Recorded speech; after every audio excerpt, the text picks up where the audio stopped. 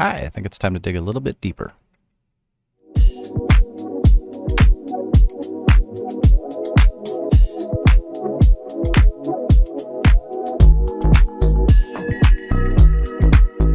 Hey, welcome back. This is Spooky's Revenge, and we are ready for another episode. Let me just go ahead and get my face out of the way. Today we're going to dig into dividends, growth, and what to look for specifically in dividends, because that's a question I'm getting a lot of. So let me get my face out of the way. And first, I just want to review the dividends that I currently have and their respective payouts. So I have 4 of these up front, which are monthly payouts, and those are the ones that I'm using for more aggressive dividend income. And then I have 2 which are quarterly but more stable. So first we have Tesla, which is obviously the top watch in this portfolio, just because it's a very aggressive dividend. And if we look, we can see that the ex-div date was October 6th, and the record date was October 10th. So as long as I had the shares at the end of October 10th, market close on that day, then I get paid on October 16th. And for this one, it was a total of $4.04. So it doesn't seem like a lot, but it really adds up. And I'm going to get into that here in a moment. So obviously this one pays in the start of the month. You can see it's, the first 10 days of the month in most cases. So it's a pretty reliable expectation. And then it pays kind of just after that. So right in the middle of the month, we get paid on that one. So it's pretty good to offset these as well to keep some stability in the portfolio. Next one up here is JP Morgan. This is JEPQ. It's the other kind of more aggressive dividends position in this account. So you can see here, ex-div date here was October 2nd. Record date was immediately after that, was the day after. And then the pay date was October 5th. So if I look at the calendar here, you can see that was Monday, Tuesday, and then Thursday. So that was a very quick succession of events. And this one just likes to take care of business within that first week. So pretty good one as well. I like this one. So these 2 are kind of my top performers. Now, Clip is the China one. It's a little bit less predictable than I would like, and that's just because it's based on, the China internet and covered call strategy. So, sorry about that. Very high payout ratio, but this is one that I have to monitor closely, just in case anything weird happens. You don't want to go too high on these payout ratios and end up in a yield trap. So let's just go ahead and keep raking in those dividends while we can. But understand that these are not intended to be long-term holds. These are just, I'm going to hold them until they're no longer useful. And then I'm going to keep watching them after that so we can determine whether or not it's useful again. So that's another point that I'm going to talk about a little bit later in this video. But it is important to have a plan both for short-term and for long-term. So as I'm starting this account up, and it's a relatively small account, I'm making consistent contributions and all that good stuff, but I want the early dividends to count for more. So I'm going to make these more efficient, more aggressive, for better or for worse. Because remember, if I have to sell these for a loss, I can still claim that loss on my taxes and get 100% of it back, as long as I don't re-enter the position within 30 days and wash sale. So I don't really care too much about the share price. I'm all about the dividend right now. But I don't want to take a stupid risk and end up in a yield trap where it falls off or gets delisted or halted or something crazy. So just something to keep in mind. Next up here is it's a monthly payout as well. This is the 4th monthly. Slightly smaller dividend, but it's more stable. So I kind of like this one. It's about a quarter each month. This one also kind of spread out, right? Like the ex-div date is at the end of the month. The record date is the 1st of the month or 2nd. You can see it's right down the line here. It's 1st, 2nd, or 3rd. And then the payout date is right in the middle of the month here. So very consistent schedule on this one. They seem to just have it together. And we like that kind of predictability. So, sorry. And then after that, I have Johnson & Johnson and SCHD, the Schwab. So let's go ahead and look at Johnson & Johnson. You can see here that this is the end of the month, right? And then the record date is a few days right after that, sometimes one day. So that's another good one. And then the pay date is about 2 weeks after that. So maybe a week and a half.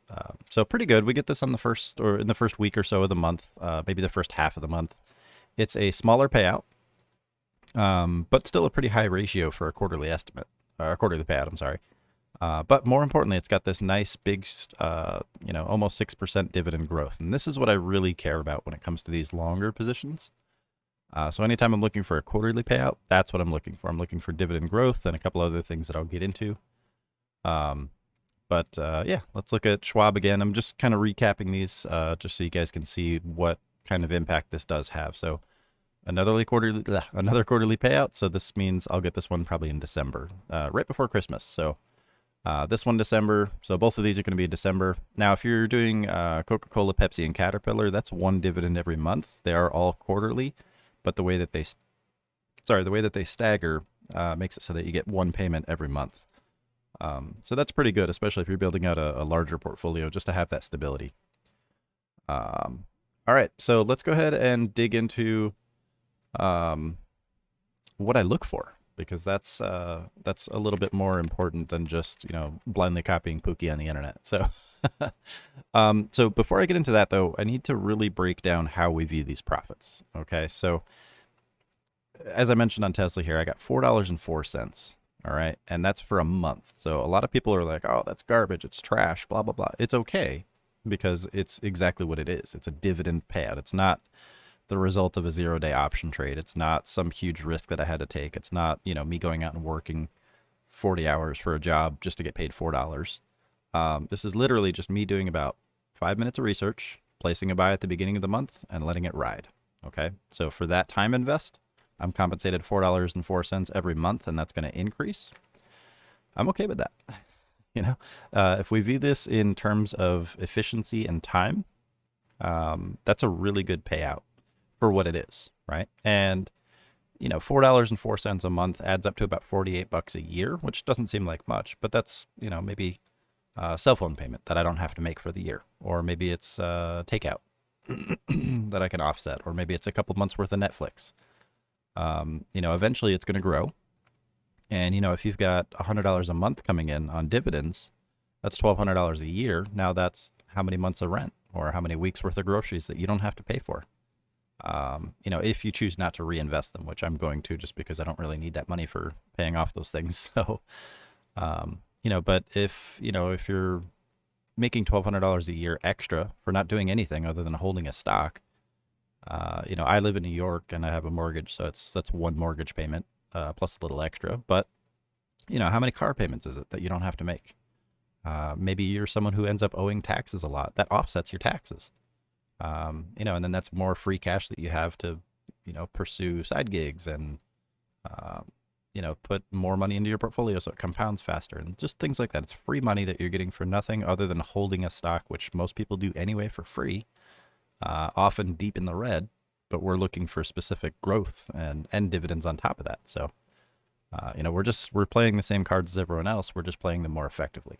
All right. So let's just view that in the healthy mindset, and understand that once we start viewing the profits as free shares, those free shares add to the dividend growth process that compounds exponentially.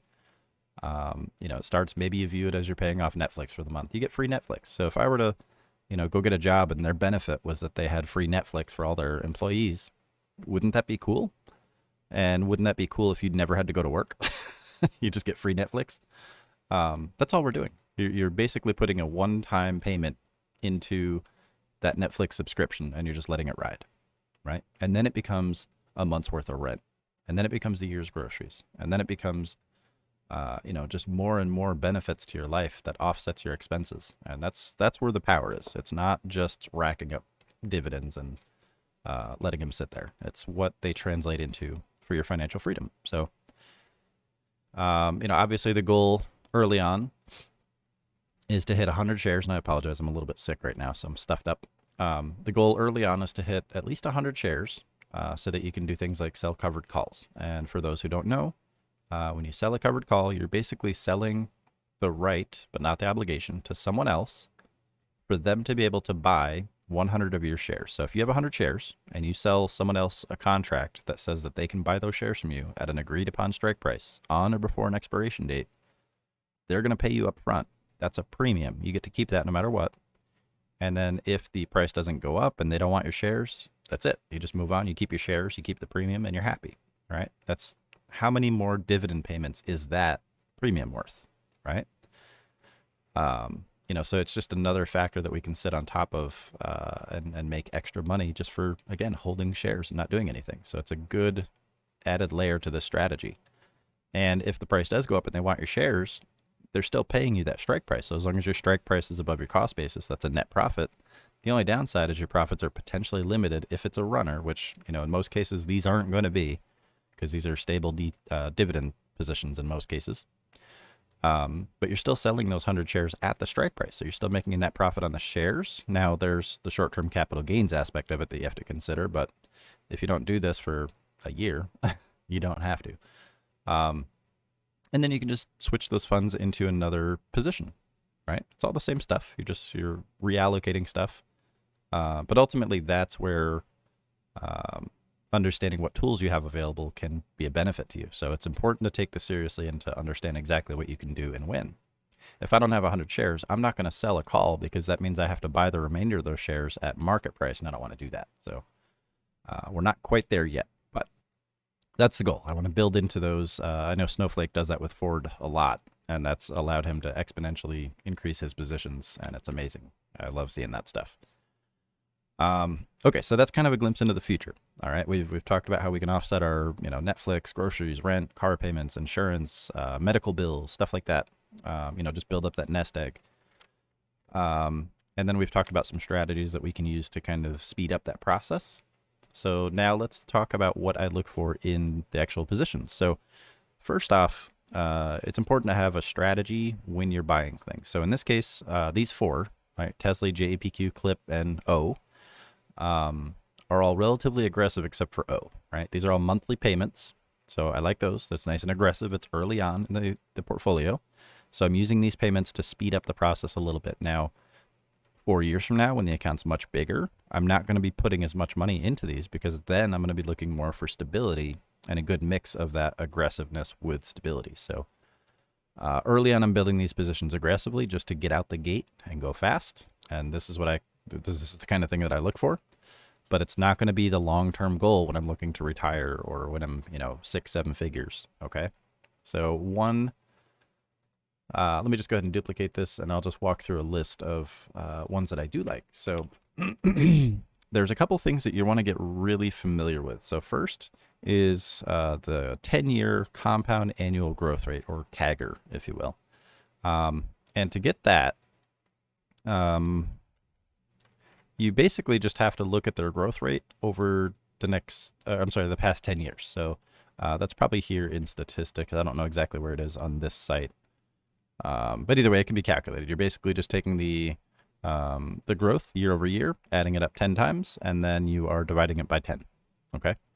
So pretty easy to understand. It's just the rate of growth of a company over a decade. Okay. And a lot of these companies have, 20, 30, 80, 100 years worth of history. And if that's all consistent growth, and you've got, like right here, revenue growth, that's good for revenue, right? You're looking for the market cap growth. And, if a company is growing year over year at like 10 or 11%, and they've been doing that for 60 years, the likelihood, as long as there's no crazy catalysts, the likelihood of them continuing that is pretty high. So that's a good identifier for something that has good growth potential. So it really just boils down to a couple simple factors. The company has to have potential, the sector has to have potential, and the company has to be efficient and outperforming their peers. But it doesn't have to be so far ahead that we can't participate, like Berkshire Hathaway. You're not going to buy a 6-digit ticker, okay? So if I look at AVGO, Broadcom, for example, this is a really, really good one for growth. It's got a 10-year compound annual growth rate of 37.71%, but their market price is $900 per share, and their dividends are, 2%, which is good. It's a quarterly 2% dividend payout. It's a good position, but not necessarily when we're trying to get started, okay? Because I'm not going to spend 3/4 of the account on one share that pays me quarterly at a rate of $4.60. Now, I easily could have, but I got that $4.04 from one of my positions every month. So why would I trade that off early on, right? Now, another thing that I like to look for is this dividend growth. Okay, this has to be positive. You don't want a dividend to be shrinking over time. Like Verizon, I believe. Let me just take a look at that. I believe that's a pretty terrible one. 1.94%, and I believe that's actually in the negative. Yeah, so not the most efficient company, and they've got a bunch of bad catalysts and stuff like that as well. So we're not going to be dealing with that one. Microsoft is another really, really solid one. It's got a 10-year compound annual growth rate of $11.57%, and their market price is much cheaper. It's about a third of Broadcom. It's a quarterly payout, and their dividend growth is 9.84%. Now, this is only a 75% dividend, so multiply that by 3, AVGO becomes the more efficient choice in that scenario, right? Because that's only like $2.25 or something, as opposed to that $4.60 payout from AVGO. And I'm just comparing this price to the other price, so no biggie. But Microsoft is a well-known, it's probably one of the most established businesses in the dividend realm, and you can see that they're just growing, right? Just their revenue is off the charts over the last 10 years. Profits, operating income, they're just a very efficient company, and I like them. They're just good, but they don't pay as aggressive a dividend as Tesla, JAPQ, Clip, and O, so we're just going to wait a little bit. One more here is NextEra Energy. It's one of the dark horses. Really, really good stock. It's got a dividend growth of 10%. It's got a 10-year compound annual growth rate of 10.98%, and it's only $55 a share, $54. So not bad. Again, it's a 47-cent dividend right now. It's quarterly, so it's not the most efficient, so we're just going to keep that in the running. And later on, what I'm kind of leading towards here is that I'm going to be swapping out a lot of these positions for these more stable positions that make more sense in the long run. So here's a list of ones that I have that will be kind of the end goal here. All right, I'm not going to go through all of them, but AXP, okay, that's American Express. 10-year compound annual growth rate of 10.44% with a market price of $151 per share. Now, this is from last week, so that's just when I did the research here. So BRO, compound growth rate 10 years of 9.69%. Apple, compound annual growth rate of 9%. ECL, 8.96%. Expedia, 8.9%. CHD, 7.48%. And IBM, 7.05%. So we've got 10 tickers here, okay? A good chunk of these are in tech, obviously. That's just how it works with tech. I think that's Moore's Law. But overall, what I'm doing is I'm taking all these and I'm averaging them. Okay, I'm adding all of these 10-year compound annual growth rates up, dividing those by 10 as well, and that gives me an average of 12.19% for the 10-year compound annual growth rate of my own portfolio once I allocate all my positions into this. So SPY, in comparison, meaning that if you just bought shares with SPY end to end, month after month, that only has a compound annual growth rate of 9.9%. So we're outperforming SPY and the market in general by at least 3%. And the rule there is you want at least 2% to beat inflation. So we're doing pretty good. Now, some people say it's 5 to 7% for the overall market, and that's okay. We're beating that already by having a 12.19%. But I was just talking about outperforming that outperformance. So, so we've got a pretty solid plan in place. It's just a matter of taking the appropriate steps at the appropriate times. Okay. So I don't want to jump into all these and then have the account just kind of stagnate and grow over a slower period of time. But if I didn't know what I was doing so much, or if I didn't have a short-term strategy and I just wanted to start saving my money and parking it somewhere, I would absolutely just do this and just pump the money into those month over month. Obviously trying to equally distribute them. And you got to make sure that you monitor these companies as well.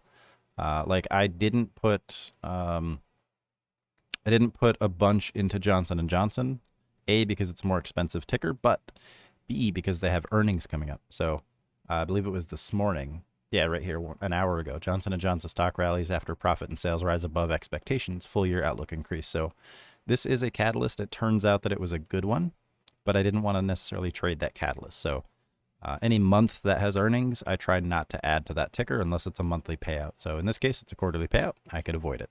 Okay, so next month I'm going to load up. All right, so this is nearing the 19-minute mark or 20-minute mark, so I'm going to end this recording here, but I just kind of wanted to give some insight into what I look for. And next video, I'll probably dig into what that compound annual growth rate consists of and specifics that we can look for. All right, so I will see you guys next time. Thank you all for watching, and make sure you like and subscribe. I'm not begging for likes and subscribes. I just want to get more engagement so we can help more people. So feel free to share this, and I appreciate you guys, and we'll see you next time. Bye.